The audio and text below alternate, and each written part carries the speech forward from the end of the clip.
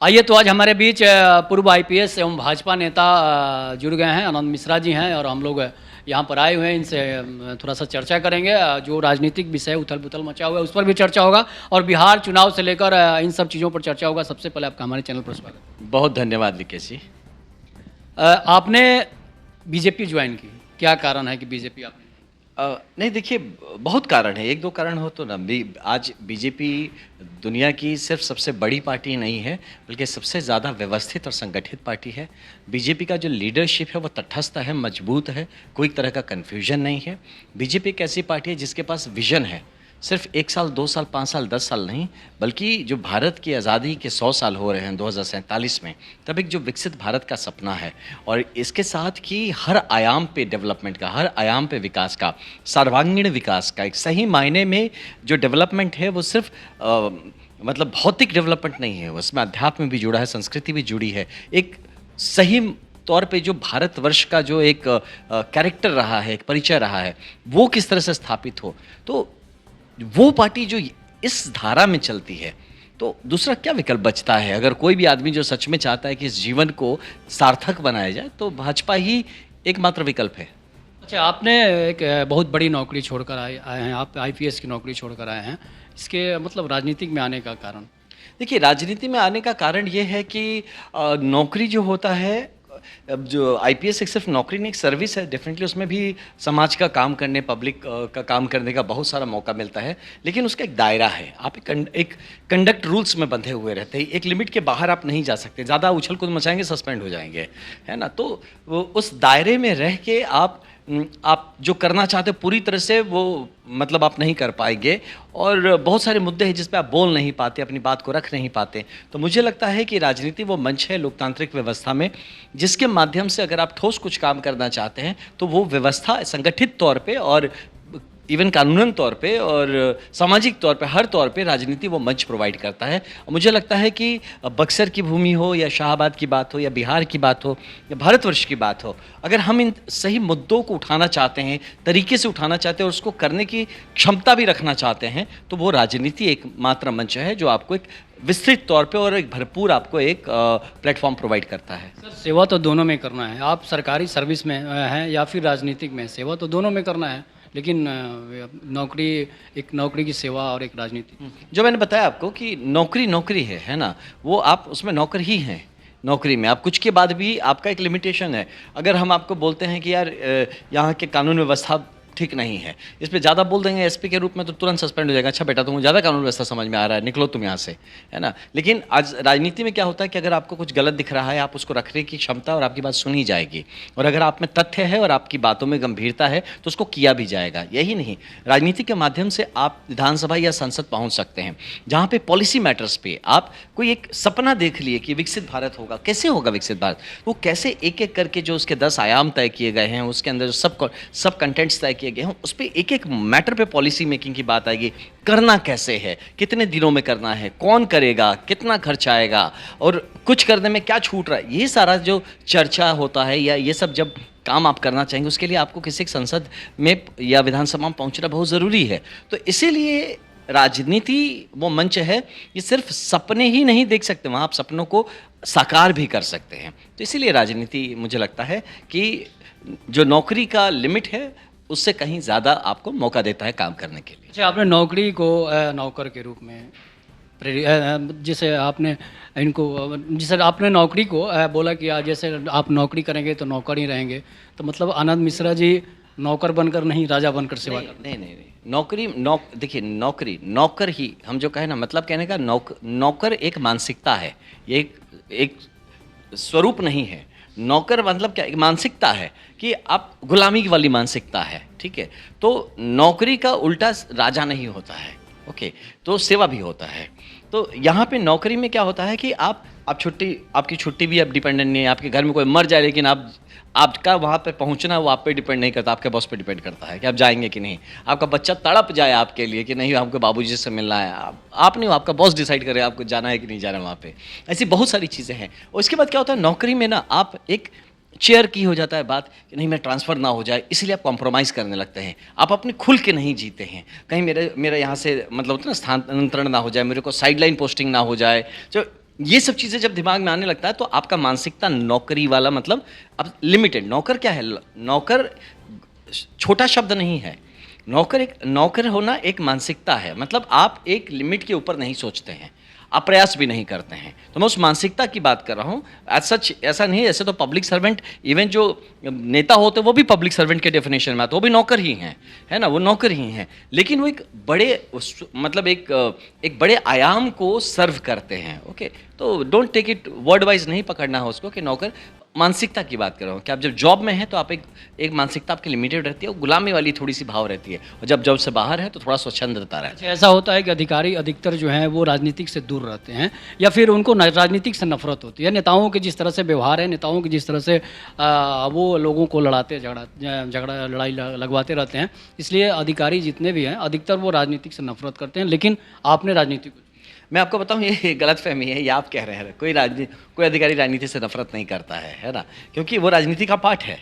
अधिकारी कोई अलग आयाम में काम नहीं करता है। ये जो इकोसिस्टम है ना पब्लिक एडमिनिस्ट्रेशन का, उसमें नेता और अधिकारी उनको एक साथ काम करना होता है। वो एक ही टीम है, दो काम करने के तरीके अलग हैं, उनके डेफिनेशंस, मतलब उनका काम का दायरा अलग बांटा हुआ है। दूसरा, कोई किसी, पहली बात तो नफरत नहीं करता है। दूसरा है कि इवन जो जो आपने कहा कि मैं वो छोड़ के क्यों आया उस काम को, क्योंकि सब अधिकारी छोड़ के देखिए पॉलिटिक्स में नहीं आएगा, ऐसा नहीं है। उसमें अगर आप सेट हो गए कि नहीं यार ठीक है, लिमिटेड है तो है, मैं खुश हूँ, मेरा परिवार खुश है, मेरा 9 to 5 जॉब है, आराम से मुझे वेतन मिलता है, सैलरी मिलता है, घर चल रहा है, मेरा करियर बढ़ रहा है, मैं अच्छे से रिटायर होकर जीवन जीऊँगा, ये एक मानसिकता है। बस मैं उस मानसिकता में बंधने को तैयार नहीं हूँ, इसलिए मैंने छोड़ दिया। ऐसा नहीं, बहुत सारे लोग हैं जो उसको छोड़ना चाहते हैं, लेकिन कहीं ना कहीं वो हिम्मत नहीं कर पा रहे हैं, या मे भी कह सकते हैं कि वो शायद उस बात के लिए तैयार नहीं है कि इतना रिस्क कौन लेगा, कल को चूल्हा ना जले तो क्या हो जाएगा, है ना। यहाँ तो एक सेट लाइफ है, करियर है, उधर तो कुछ भी सेट नहीं है। सेट भी होता है तो हर 5-5 साल के हिसाब में सेट होता है कि आप 5 साल तक सेट हुए, उसके फिर अनसेट हो गए, फिर से तैयारी करिए 5 साल के लिए। तो इस लेवल पे हर आदमी प्रयास करने के लिए तैयार नहीं है, हर आदमी इस तरह अपने आप को झोंकना नहीं चाहता, इसलिए शायद जो नौकरी करे वो अपनी नौकरी में संतुष्ट है वहाँ। ऐसा होता है कि अधिकारी जो होते हैं नेताओं के गुलाम, जैसे नेता उनको गुलाम बना कर। देखिए यहाँ कब होता है, अधिकारी नेताओं का गुलाम तब बनता है जब वो करप्ट होता है, और नेता भी अधिकारियों से तब तक दबा हुआ रहता है जब तक वो करप्ट होता है। द मोमेंट दोनों में से जो भी करप्ट नहीं है उसका अपर हैंड रहेगा। अगर एक नेता है जो करप्शन नहीं करता, जो कमीशन नहीं खाता, जो चीज़ों को समझता है, कोई अधिकारी उसको दबा नहीं सकता, कोई अधिकारी उसके ऊपर किसी तरह का प्रेशर नहीं डाल सकता। वैसे अगर कोई अधिकारी भी एकदम करप्शन में लिप्त नहीं है, अपना स्वच्छंदता से काम करता है, कानूनन काम करता है, कोई नेता उसको कभी भी दबा नहीं सकता। अच्छा, आपने बीजेपी आपके साथ धोखा कर दी थी इसके पहले वाले चुनाव में, फिर आपने बीजेपी ज्वाइन की? नहीं, बीजेपी नहीं धोखा की, बस ये बहुत बड़ी बात कहते हैं लोग। ये जो कहते हैं बीजेपी बहुत बड़ी पार्टी है ना, बीजेपी आपको बोली थी कि टिकट देंगे और टिकट नहीं। ये कौन बोला आपसे? हम तो आज तक एक इंटरव्यू में बोले हो ये बात, तो बताइए कि बीजेपी हमसे बोला टिकट। खबर यही आ रही थी कि आनंद मिश्रा जी को बीजेपी लाई है बक्सर से चुनाव लड़ाने के लिए, लेकिन टिकट किसी। देखिए तब भी ये गलती था, और अब आज फिर से बताएं, फिर हम बीजेपी ज्वाइन किया तो लोग ये दिमाग में ना लगाएं कि हमको टिकट के लिए आए, हम बीजेपी ज्वाइन किए। तब भी नहीं था और अब भी नहीं है। मैं तब भी भाजपा इसलिए ज्वाइन करना चाहता था कि जैसे मैंने बताया, एक मजबूत संगठन है, और इस संगठन के माध्यम से आप देश सेवा ज़्यादा बड़े लेवल पर कर सकते हैं, इसलिए मैं आया था। टिकट वहाँ पे क्या हो गया कि मुझे चुनाव इसलिए लड़ा क्योंकि तब तक पार्टी नहीं ज्वाइन करने देने में, जिसका भी रहा हो, जिसकी भी उसमें भूमिका रही हो, कि पार्टी नहीं ज्वाइन, तो मैं तो ऐसे हवा में नहीं रहता, तो एक आत्मसम्मान की बात आ गई थी, तो वो एक अलग चैप्टर था, राइट। लेकिन बीजेपी ने मुझे कभी धोखा नहीं दिया। ये एकदम गलत बात है कि बीजेपी ने धोखा दिया है। मैं खुद बात करके आया था, नहीं हुआ तो मेरी गलती है कि मैं अपनी बात समझा नहीं पाया। इसमें भाजपा इतनी बड़ी पार्टी है, आप और हम जैसे कई लाख करोड़ लोग इस मेंबर हैं, तो कोई फ़र्क नहीं पड़ता कि मतलब हम नहीं उसको हिट करें। सेकेंडली, जैसा आपने कहा, अभी फिर जैसे मैं बीजेपी ज्वाइन किया हूँ, बहुत सारे न्यूज़ ऐसा चला रहे हैं गलत फलत, हाँ, कि अब इनको यहाँ से टिकट मिलेगा, वहाँ से बात हो गई है, कंफर्म हो गया है। भैया ऐसा कुछ नहीं हुआ है, किसी ने मुझे कोई टिकट का कमिटमेंट नहीं किया है, मैंने भी किसी से टिकट नहीं मांगा है। मैं एक मतलब अपनी पूरी तरह से, मतलब होता ना कि पूरा ईमान लगा के, पूरी ईमानदारी से मैं भाजपा के संगठन में काम करूंगा।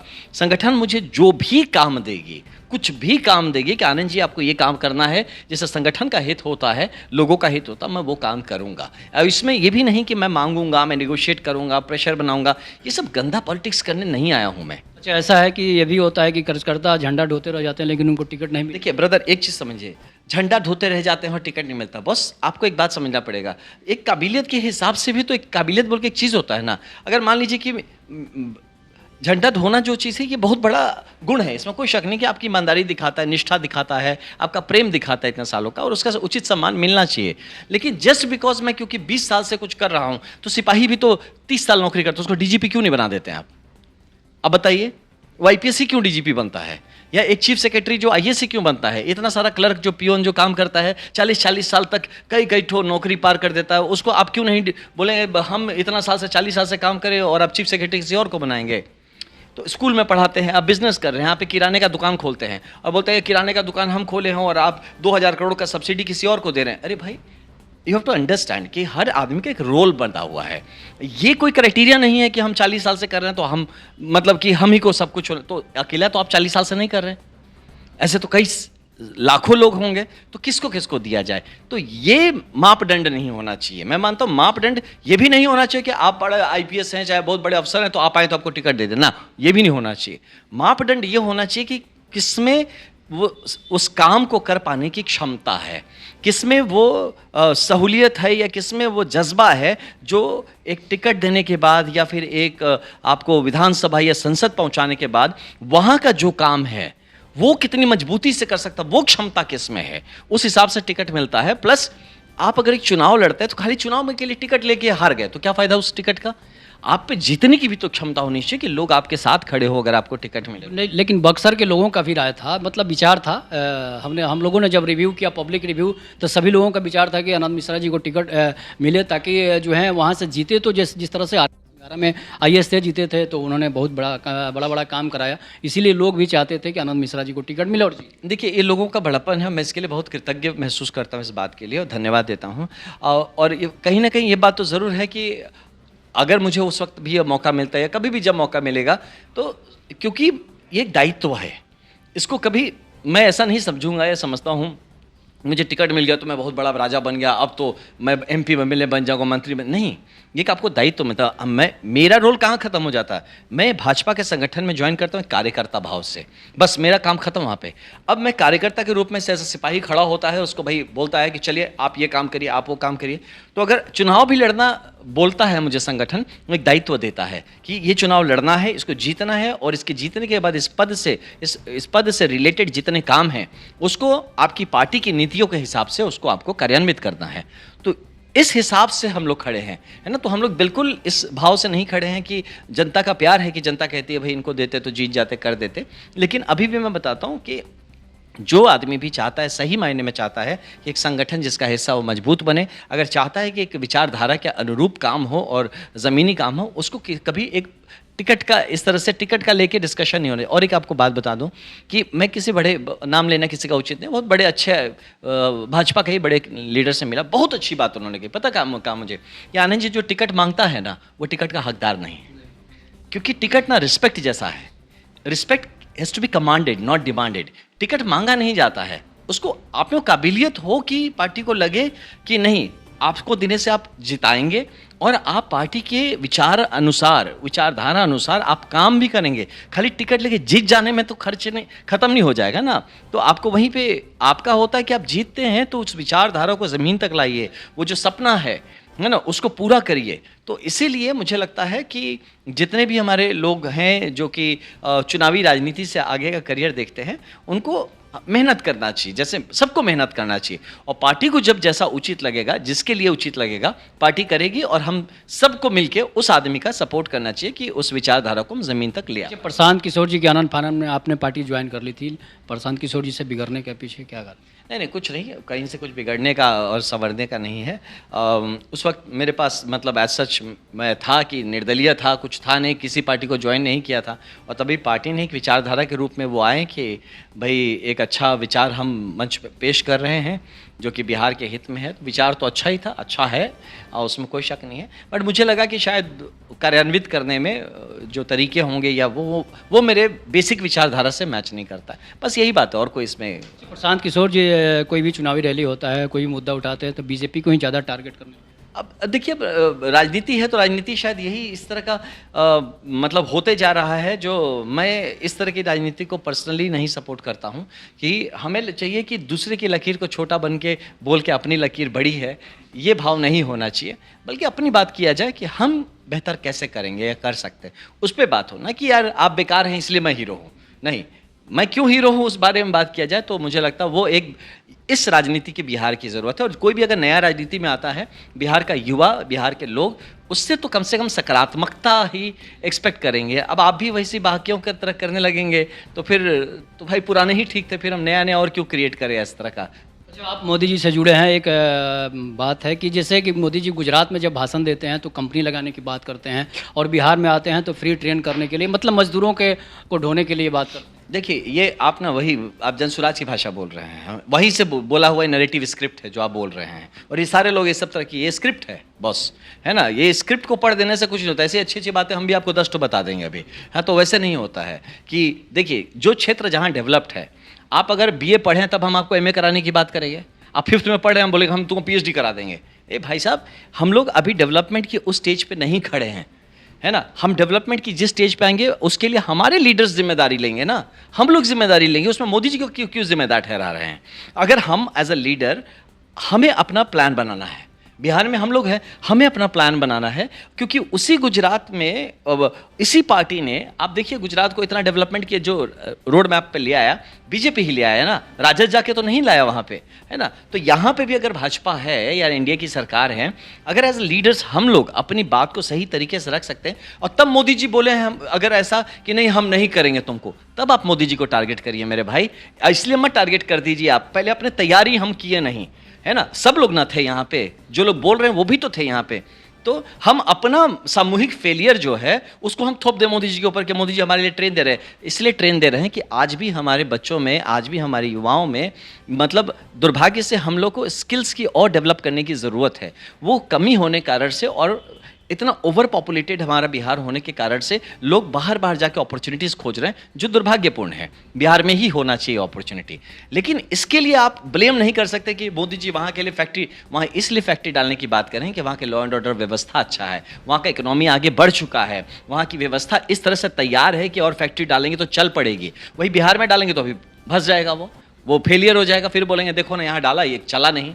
तो हमें तैयारी करनी है। इसमें मोदी जी को गरिया के और भाजपा गरियाने से ये सब स्क्रिप्ट है बॉस, और यही गंदे, ये जो स्क्रिप्ट है ना, इससे हमको बचने की ज़रूरत है कि आपको किस तरह से आपके दिमाग को मैनिपुलेट किया जा रहा है इस तरह की बातें करके, है ना। तो आप 6th के बच्चे को बोलें तो वो PhD क्यों नहीं करा रहे हैं, वो लड़का को PhD करा, ए भाई वो MA है इसलिए वो PhD कर रहा है। अभी हम लोग 6th में हैं, हमको अभी 10th पास करना है, हमको 12th पास करना है, BA करना है, MA करना है, हम भी PhD करेंगे, और वो कराने की जिम्मेदारी हमारे टीचर्स फैला रहा है बात, स्क्रिप्ट वाली बात। और आप जैसे हमारे भाई जो रिपोर्टर्स हैं, वो उनकी भाषा, उनका स्क्रिप्ट पढ़, उनकी भाषा नहीं, ये जनता आम नहीं है बॉस। आप नहीं बोल रहे थे, ये स्क्रिप्ट आने से पहले आप ये भाषा नहीं बोल रहे थे, ये मैं जानता हूँ। ये स्क्रिप्ट तो मैं भी देख रहा हूँ ना, ये स्क्रिप्ट अब वहीं से पिकअप कर रहे हैं लोग स्क्रिप्ट, और उसी स्क्रिप्ट को थोप दे रहे हैं। तो हर स्क्रिप्ट का जवाब है, ऐसी बात नहीं है ना। हर सर, ये बिहार में चुनाव है और नरेंद्र मोदी की मां को कांग्रेस के मंच से गाली दिया जा रहा है।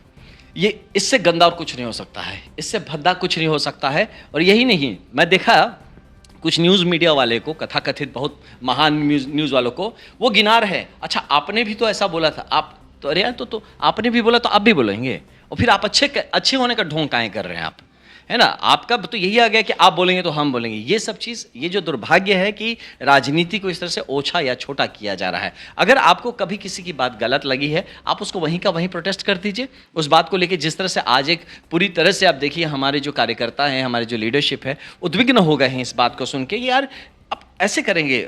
मतलब मोदी जी ने बहुत सही बात कही परसों अपने उस कॉन्फ्रेंस में कि ये छठ माँ का धरती है, माँ की धरती है ना। हम लोग छठ मैया के नाम पे चलते हैं, ये माँ की धरती पे आप माँ की गाली देंगे, मतलब ये शोभा नहीं देता, और किसी को शोभा नहीं देता, किसी के लिए शोभा नहीं देता। और ये दुर्भाग्यपूर्ण बात है यार, बहुत दुर्भाग्यपूर्ण बात है। मैं बता रहा हूँ, खुद सोचिए आपको कि क्या संस्कृति हम शो कर रहे हैं बिहार का।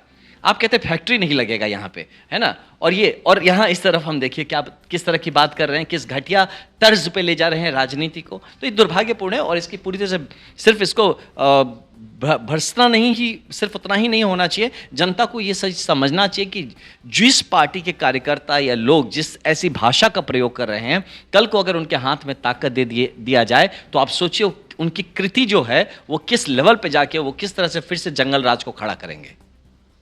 अच्छा, ऐसा भी है कि कहते हैं लोग कि बीजेपी जो है स्वर्णों के साथ हमेशा जो है धोखेबाजी कर देती है, चाहे वो पवन सिंह का मामला हो, चाहे क्या राजीव प्रताप रूढ़ी का मामला हो। देखिए ये सब जो चीज़ें ना जनरलाइज कर देना है ना, हमारी जनता सीधी साधी है ना, तो उसको जनरलाइज कर देते हैं। भाई मैं मानता हूँ एक बात कि अगर आप में काबिलियत है बॉस, आपको कौन दबा देगा? ऐसे कैसे आप बोल सकते हैं कि बीजेपी कर देती है ना? पवन सिंह के खिलाफ बीजेपी टिकट देकर वापस ले लेती है। देखिए राजीव प्रताप रूढ़ी जब कॉन्स्टिट्यूशन क्लब में लड़ते हैं तो अमित शाह संजीव बलियान को खड़ा करते हैं। तो पॉलिटिक्स है, पावर पॉलिटिक्स कहते हैं इसको। यहाँ पे हर एक ग्रुप, हर एक समुदाय, हर एक इंडिविजुअल प्रयास करेगा कि इस जो पॉलिटिकल स्कोप है, जो पावर स्ट्रक्चर है, उसमें वो मजबूत स्थान ग्रहण करे।